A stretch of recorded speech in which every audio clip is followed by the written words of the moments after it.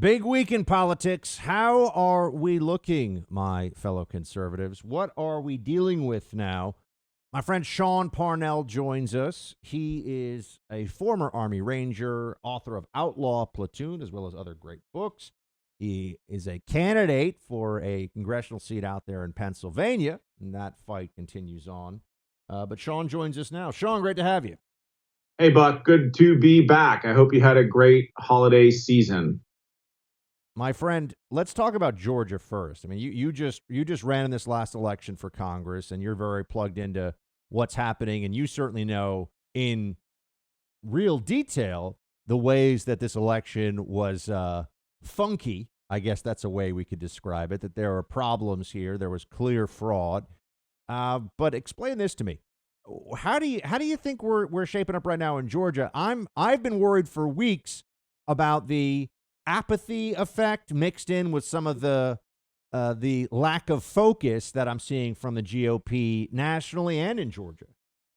Yeah, I agree. I am very, very concerned for Georgia. I mean, because a clear signal that the Supreme Court and other courts, federal courts and state courts have set a precedent that really the Constitution doesn't matter.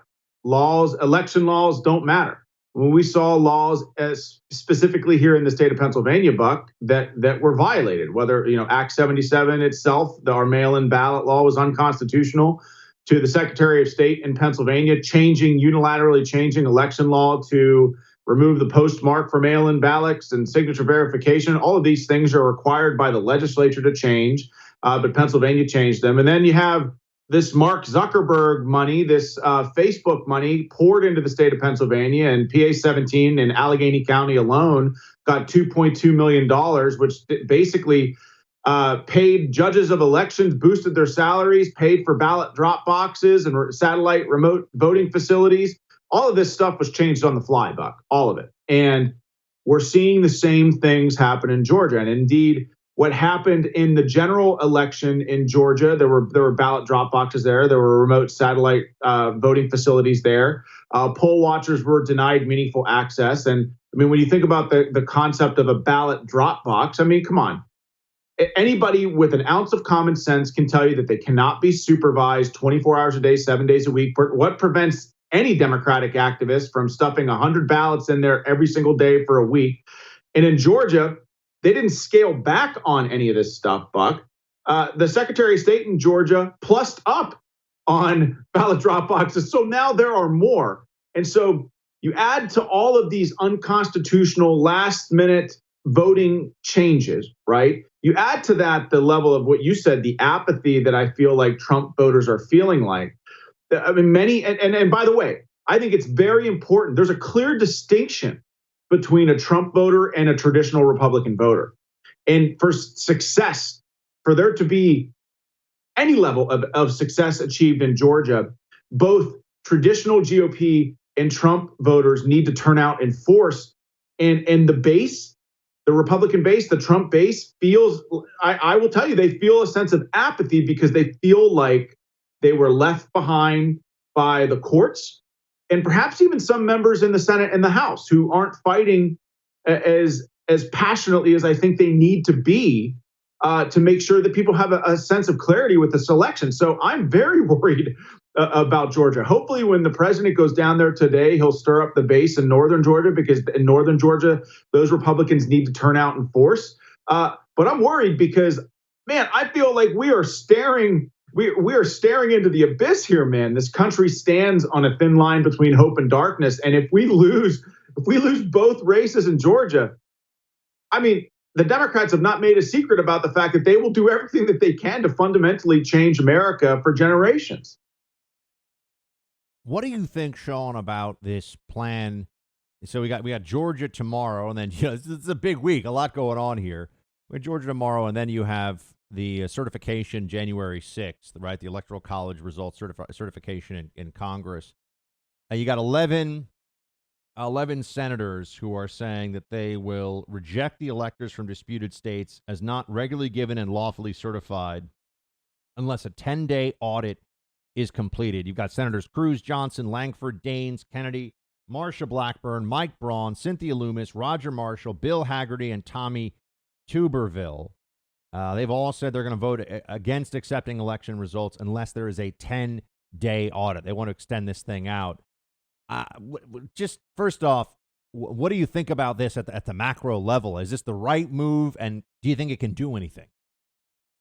Well, look, I agree with it. I do think it's the right move. I don't know if a 10-day commission is going to have the time necessary to get the information required to do anything with it. Senator Cruz, I think, is right to push back on this issue, because I'll tell you, look, and this is just from my personal experience on the ground in Pennsylvania, Buck, I have no idea how any person, Democrat or Republican, and I mean this, can certify the race in Pennsylvania. I mean, everything that I just mentioned about unconstitutional changes to election system, to our electoral process here, last minute, on the go, and add to that, like, we're putting together an audit of the vote numbers using Pennsylvania's own reported numbers at a precinct by precinct level. And across the state of Pennsylvania, there's a 120,000 vote deficit. And what that means is there are 120,000 more votes than voters statewide, right? Than people who cast ballots.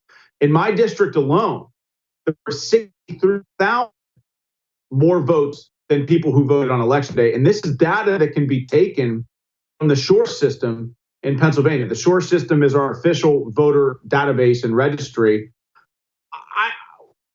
By law, Buck, by law, the state of Pennsylvania cannot be certified until those numbers are reconciled in the SURE system. And we just swore in the 117th Congress yesterday, and those numbers have yet to be rectified.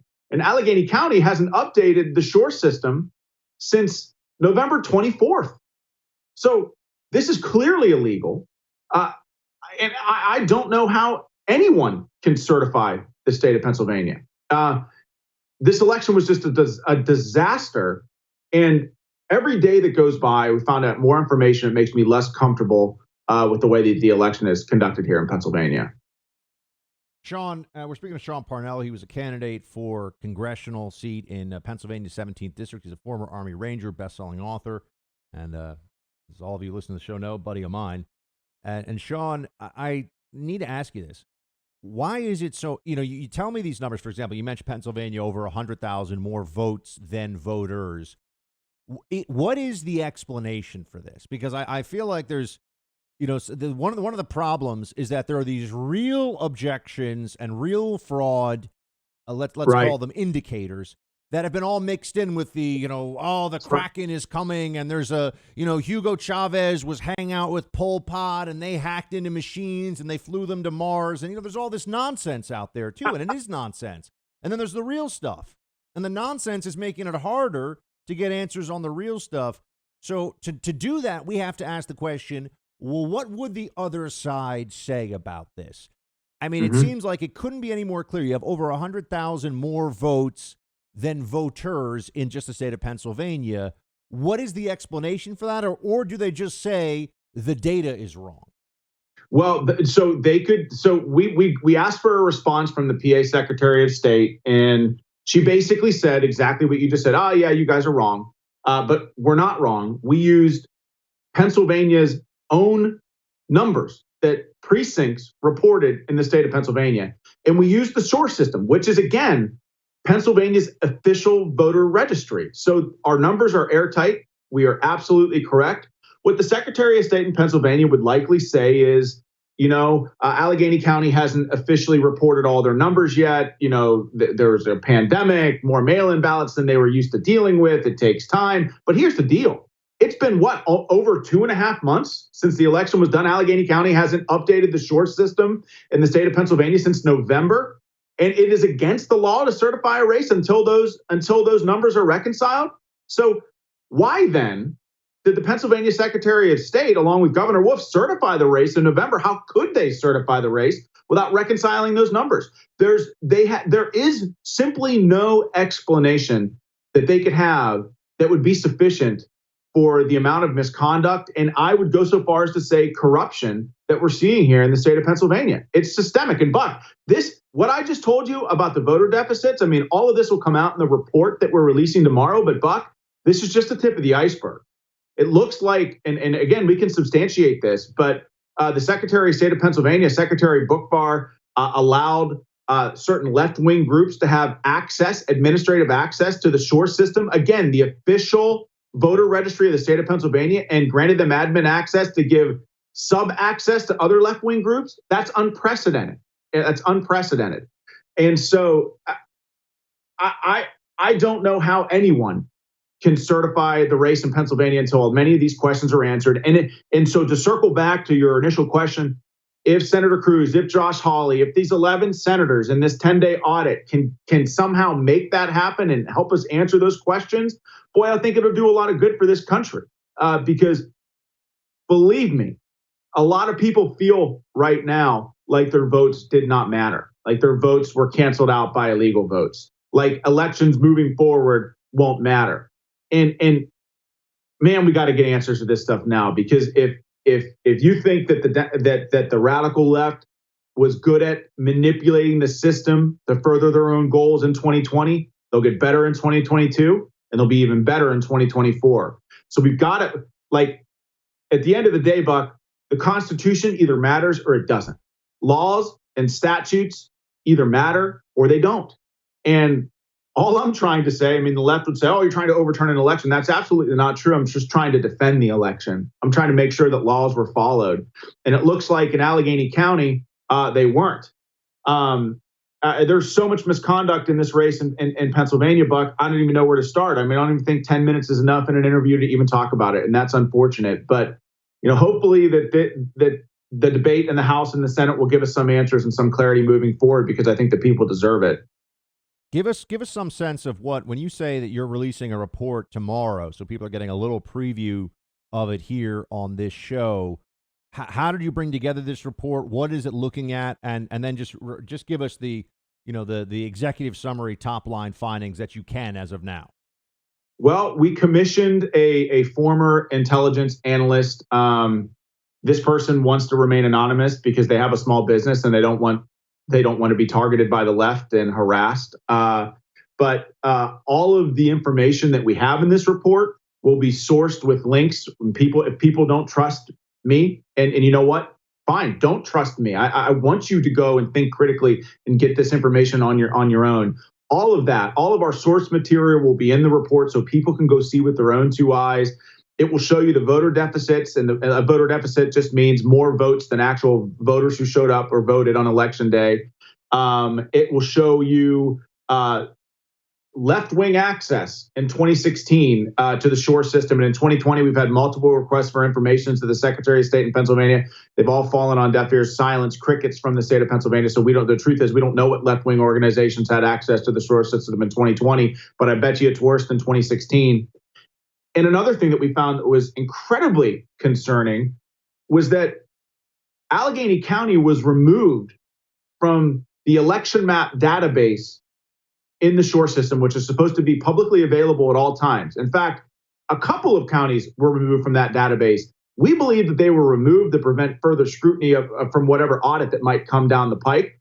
But the two counties that are removed, and again, I can send you the information on this and you'll see it in the report, Allegheny County and Philadelphia County. Those are the only two counties in the state of Pennsylvania, I think, right now, where you can't go and pull up the election map to see how many mail-in ballots were cast, how many provisionals were cast, how many in-person votes were cast.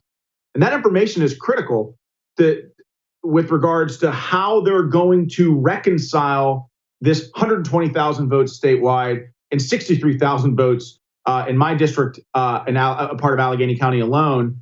Buck, 48% of the voter deficit in the state of Pennsylvania happened in Allegheny County.